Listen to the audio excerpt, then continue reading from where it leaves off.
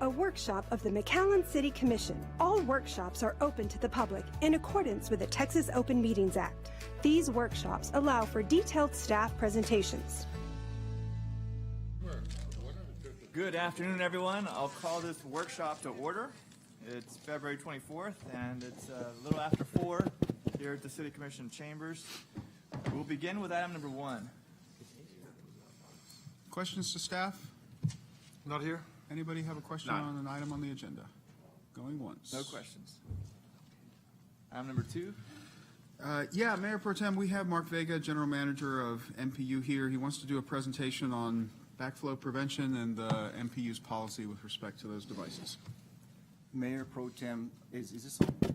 Mayor Pro Tem, Commission, I want to say Mayor, I know he's here, but thank you so much for giving us some time to discuss this topic on backflow prevention. This has been the subject of a lot of interest around the state in the past few years. It's affected a lot of people. It's affected a lot of public water supplies. So we just want to get something in front of you all and brief you all on the update that we made to our policy, our backflow prevention policy. In the event that in the future you should receive calls from citizens asking or inquiring about the backflow, you'll have a lot more knowledge than you had before this presentation. And so that's the goal, is just to educate you all. This is not for action. This is for information only. And so it's a short presentation. To my right, I have our Water Systems Director, Edward Gonzalez, and we have our Assistant Director, Juan Vallejo, and these gentlemen oversee our water system. So we will start, and please stop me at any time if you have any questions, so that we don't miss any questions. We'll start with some of the effects of a failed backflow prevention and cross-connection program. And many times it's all of these when these happen, unfortunately, and they've happened over a quick Google search will tell you that it's happened almost just shy of 2,500 boil water notices in the state in 2023. So they haven't compiled the numbers for 2024, but that's over 2,000 boil water notices in the state in 2023. So water contamination, a health hazard for the public, financial loss for businesses, business owners, and financial loss for the local government, obviously due to sales taxes. So we're not going to dwell on these, but to make the point that this is real and it affects communities, it affects businesses. This was in Laredo. This was just last year where we were actually deployed to go and assist at Laredo for issues in their water system.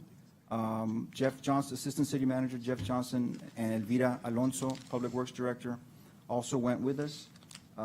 And we got to see firsthand the impact on businesses, and much more so the public's confidence in their water system. And matter of fact, the mayor also, I believe, made a trip to Laredo. Grand Prairie, this was another one that made the news a lot back in last year as well. And then San Angelo, where we were also deployed to go and assist with that water system, and they had a cross-contamination issue as well. And we spent about three to 4 days in San Angelo with several staff members. And so in each one of these deployments that we assist, we learn something that we didn't know before. And we come and we compare that with our existing policy and ask the question, how do we make our policy better? And so those are just some of, well, this is the last one, Corpus Christi. Corpus has, maybe the last 5 years, it wasn't isolated to one. Might have been about 3, actually, boil water notices, and a lot of them had to do with industry. And so these issues really affect the community and have an adverse impact on the community. So that is intended to just make the point that this is no small matter when we talk about protecting our water system through backflow prevention. There's really 2 categories, commissioners, and that is non-health hazard and a health hazard. Obviously, we don't want a health hazard situation in our water system. A non-health hazard may be a nuisance, but it's not going to impact the health of our citizens adversely. So we'll see some examples of it later. But basically, a non-health hazard constitutes a nuisance or can be aesthetically objectionable. And what that means a lot of times is taste and odor. The valley receives its water supply from one source, it's the Rio Grande River. And when the seasons change, sometimes there'll be what's called lake turnover due to temperature, and that can promote algae blooms, et cetera, and some water supplies will be affected by adverse taste or odor. Now, that doesn't affect, that's called a non-health hazard because it's a nuisance, but it doesn't affect the health of its citizens. Then there's the health hazards, and that's a cross-connection potential contamination hazard or other situation involving any substance that can cause death, illness, spread disease, or has a high probability of causing such effects if introduced into the potable water supply. So that's the one that we really, every community wants to avoid, is the health hazard. And how do you avoid these? You have proper backflow protection in your water system. So we throw this term around a lot, but what is backflow? It's a plumbing term for unwanted flow of water in the reverse direction. Why do we say reverse direction?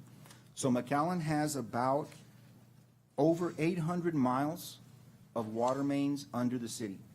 Out of sight, out of mind, but those water mains carry potable water to every school, every home, every business, and water flows in a certain direction, from the main to the user. Backflow is the reverse. The user's water goes back into the main. And so that is what backflow is. It's used to protect potable water supplies from contamination or pollution due to backflow. What causes backflow? Well, there's only two things that cause backflow, and that's back pressure or siphonage. How do those occur? And then we'll get into our revisions in just a bit. But backflow can occur many times in a home. So you see the pipe on the bottom, and let's just say there was a large transmission line that sprung a leak. That flow of water that rushes to that point of a leak can pull, or it creates a vacuum, or it can pull water from a service line in a home or a business or a pool back into the water main. So that's why it's essential that at the meter, usually you'll see a backflow preventer right on the private side past the water meter. Could be 1 foot, could be 2 feet, could be 10 feet. But it's past the meter to protect any flow of water back into the main. That's just an example of, sometimes you'll see these fertilizers that you attach to your hose and you spray on your lawn to fertilize. If there was an event, something like the fire chief has to open 2 fire hydrants at a certain location, that kind of mimics a water leak, because there's a lot of water rushing to one location, and that can have an effect of pulling water from a service main. So, now they make backflow preventers for the hose bib, and obviously one at the meter to protect any water to go into to revert back to the main. So that's an example of backflow. Back pressure is different. Back pressure just simply means that the pressure in the system overcomes the pressure in the city main. So you have examples of a hospital, a high-rise building, any building that really has a mechanical room where they have pumps that provide pressure to that building. Those pumps, if they fail, and the pressure in that building because of the height of water, can possibly infiltrate back into the water system. So that's why it's essential that backflow preventers exist in both cases. Back siphonage is the same. That mimics a water leak or the opening of several hydrants. So now let's talk about why we're here. What are we doing to revise our policy? So previously, we used to give a 30-day notice to residents or businesses, which, to be fair, probably wasn't enough time. So all we want to do is get ahead of that prior. The state requires that we mandate that every backflow is checked to make sure it's functioning properly on a yearly basis. So instead of sending a 30-day letter, we're now sending a 90-day letter, a 60-day letter, and a 30-day letter, so that really they have plenty of time to comply. And with that letter comes a list of backflow testers. that can test your backflow. Usually the price is about $35 to $50, more or less, $35 to $50, and that's what a plumber or a tester will charge. But now we're giving 90 days notice, a 60-day notice, a 30-day notice. And that should be ample time for a business owner or homeowner to have their device tested, and then we can log that and make sure that they're in compliance. And so that is really the gist of what we're doing. This is the first notice to the customers. That's 90-day, and we include we include the test due date, of course. We include the list of licensed testers, a dispatch subcontractor. We will dispatch a subcontractor. So if we don't hear back from a resident or a business or the account holder, and it is close to that day that they need to be in compliance, then we'll dispatch a subcontractor to go test the backflow. And then we charge that charge through the utility bill. And so that will be billed through the utility bill. If device is found non-compliant, their services will be interrupted. And that is for, let's say we have an industry or a home that has a sprinkler system, and we have not heard back from 90 days, we send a subcontractor out, the backflow doesn't work, and they don't take measures to replace it or to fix it, then we may interrupt that water service.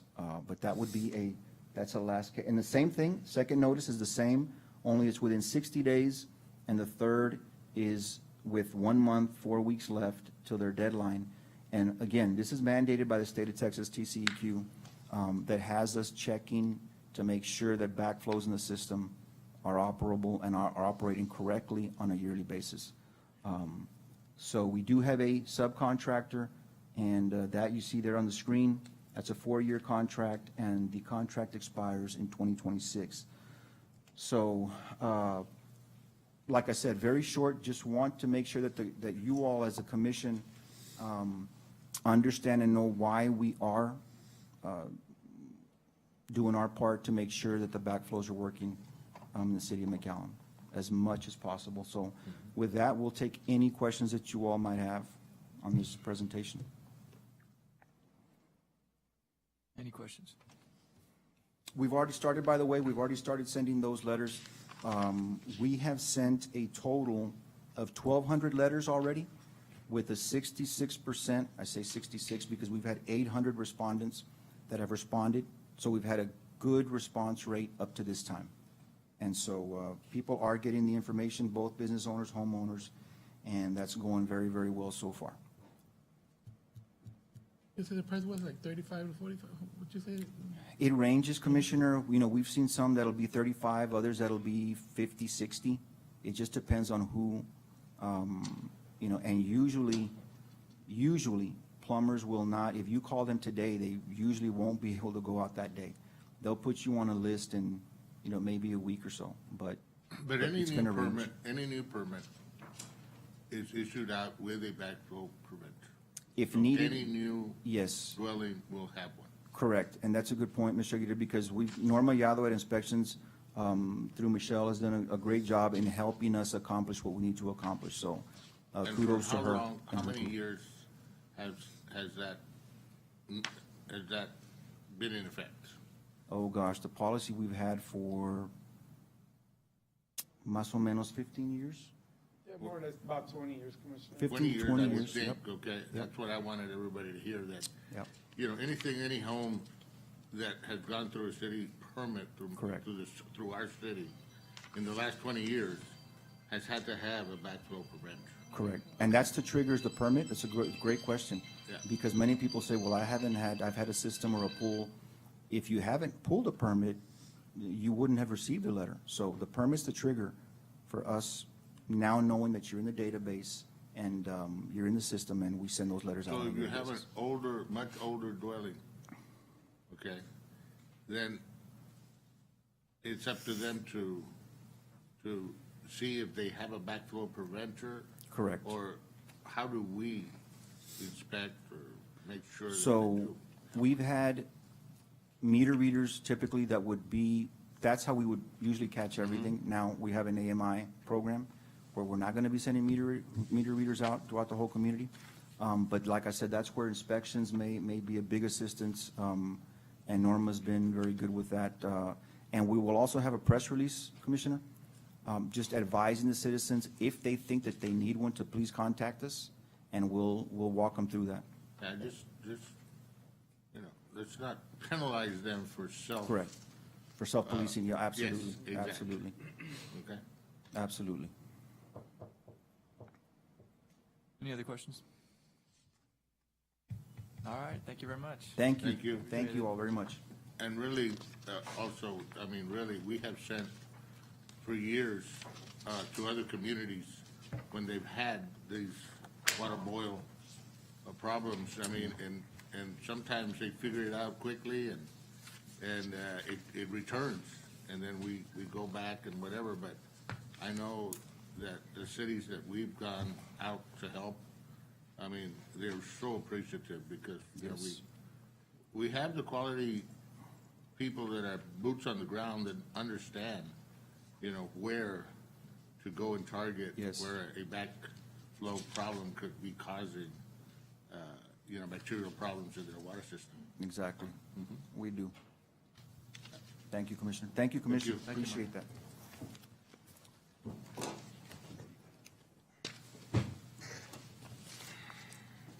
All right, next item.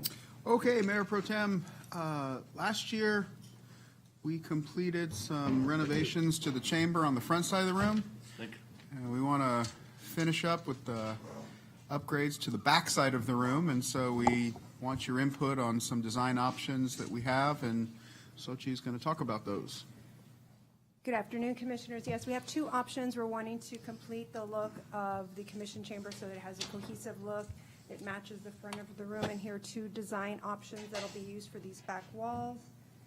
This one has more wood paneling, and then that one has more paint work. And that's just the aesthetics that we'll be working on in the Commission chamber. There's some behind-the-scenes things that we'll be doing with wiring and lighting, as well as updating our podium to make it a much more functional piece of equipment for our Commission chambers. But really what we just want is your input on the final look of the Commission chamber. So that's these walls with the green green. panels behind you. But That's two options. One It's either that one or So two. that's one of the options, and then there's the other. or that. Right, that's one. Would that give you more Oh, space? You feel like you're up the optometrist, option one. Which one looks clearer? I'm not This good at one or this. that That's why one? I'm asking you. Comments? It's just Sevi, Joaquin? McAllen here. What? We need the extra floor. There was that This whole, one goes up to the ceiling, so I would say you would do the same over here. Future. The same height on the wood paneling, that would just be my preference Like this for. one? Option number one? I would think it would Yes. make more sense to have Right. more space now. One, two. Is that option one there? Plus, then Yes, you sir. could- Which is Similar option to the one? McAllen symbol. That's option two. Have something on That's that two. wall. Yeah, I think if you leave the paint on the top, what you just said, you could put the flying M or whatever in there, Flying graph, it's a graph. That end? That end. but you have to paint with contrast. Because right now, well, I guess you can, That one's sitting on the wood. right, We need to think ahead. never mind, the wood. Okay, so two people like more walnut. Commissioner One, Cabeza de two. Vaca, One. one. I'm going with whatever Deidre says. Uh-oh. Commissioner Rudy? I mean, Which one do you like? That one or the other one? Did you put the other one on? Oh, sorry. That one. that one. That one? You like that one? Yeah, that's nice. I would Two. think ahead for the future.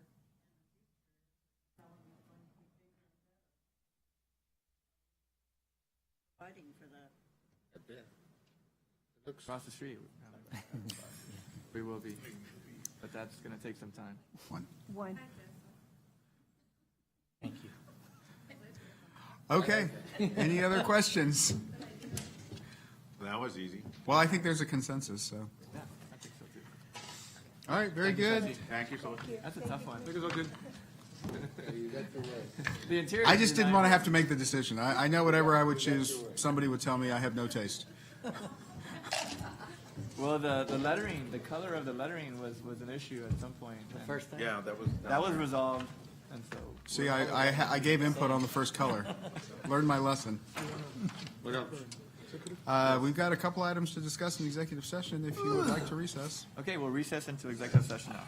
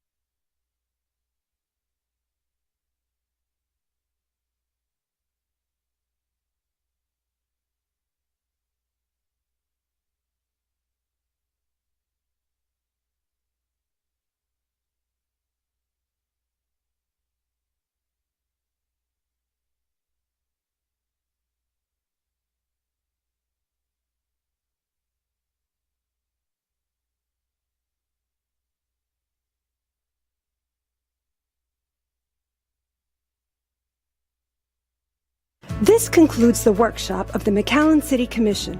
Workshops are held every second and fourth Monday of the month, convening at 4 p.m. at the McAllen City Commission chamber on the third floor at McAllen City Hall.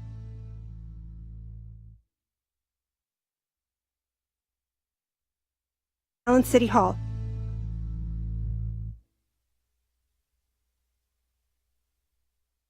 McAllen City Hall.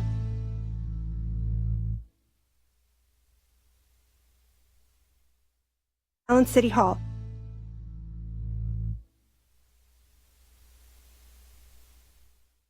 McAllen City Hall.